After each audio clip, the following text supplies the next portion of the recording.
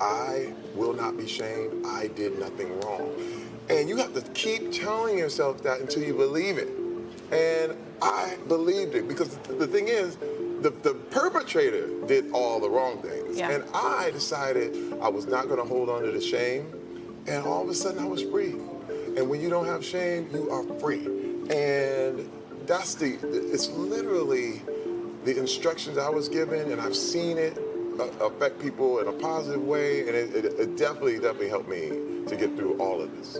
And I remember you saying that, you know, going through that experience and talking about it led other people to realize where their lines had been crossed in the past. Did you, after experiencing sexual assault, realize, okay, now I'm flashing back to this incident, that made me uncomfortable? Did it trigger any memories for you? Oh, the best word you just said there was trigger. It was a trigger. First of all, when I read the Ronan Farrow story about all the women who had been, you know, sexually abused and harassed by Harvey Weinstein, I said, my God, the only way I could really phrase it was PTSD. Mm-hmm. And people were like, well, not PTSD. But when I say trigger, it was like, wait a minute, that's me. That happened to me. Yeah. And one thing I love about what's happening right now is that typically this has always been looked at as a women's issue. Mm-hmm. And so guys are like, yeah, this is a women's issue, the whole thing. But what happens is, with me, you are forced to look at this, not 2D, but now it's 3D. And you have to see this from the other side. And one thing I found is that, you know, when you look at the facts, 1 in 6 men have been molested and have been abused or harassed. Yeah. So it's one of those things where you start to realize this is not a women's issue. Mm-hmm. It's a humanity issue. Mm-hmm. It's about how one human being should treat another, period.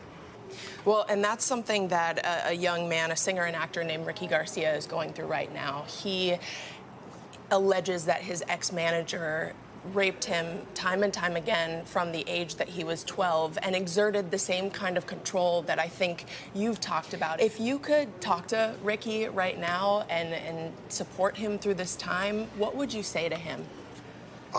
Ricky, first of all, do not be shamed.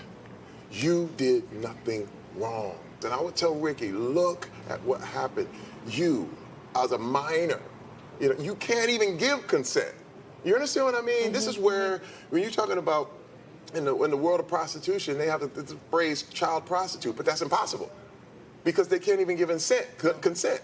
So, and then the John gets a fine or whatever, and they send a kid to jail. This is this victim blaming, and it's a way to keep this system going. But every time we step without shame and say we did nothing wrong and put all the shame where it belongs on the perpetrator, this thing is getting corrected day by day, step by step. And that's what I would tell Ricky. You did nothing wrong, sir. You know, there are a lot of men who say there isn't anything toxic about masculinity. Right. What's your response to that? I mean, listen, first of all, it's like saying there's no such thing as moldy bread. And they go, well, what do you mean? I'm like, first of all, there's bread, and then there's moldy bread. There's masculinity, and then there's toxic masculinity. You're just describing. No one is saying, I love being a man. I love masculinity, but when it's bad, when it's gone wrong, when it's moldy, when it's dirty, first of all, it's not helping anybody.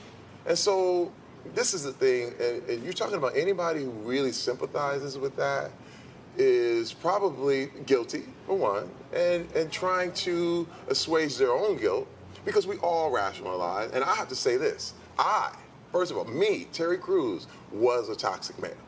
I mean, really? You can talk to my wife, you can talk to I spent years, my wife left me at one time because I viewed myself as more valuable than my wife and kids simply because I was a man. Now, where did you learn that? Mindset. From society. You learn that growing up. Hey, man, it's your world. If you don't control your thing, if you don't control your wife, if you don't control your kids, you're not even a man. You're weak. And so you're talking about these rules of strength and weakness, and all of a sudden you sign up for something that is really your own demise. But I was one of those guys until my wife, the courage of my wife, literally woke me up, and I said, man, I'm in this hole, and I can't get out. Yeah. And I was determined not to die in that hole. Are there other men in Hollywood who have come out to you and sort of reaching out for a lifeline after you've cried for help? Many, many people. And, you know, again, I cannot tell you the hundreds of thousands of men that have come to me and said, man, this happened to me too. People that we would know, that we would very, recognize. very famous people, all the way down to people, I mean, that in the grocery store.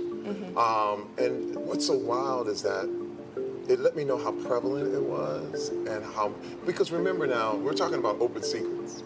These are things that everybody knew. Yeah. Everybody knew what was going on. We just never said anything. Weinstein, yeah. And from all these people, from Harvey Weinstein to Bill Cosby to R. Kelly, we all knew. And it's the silence and this kind of thing that allows these perpetrators to keep going.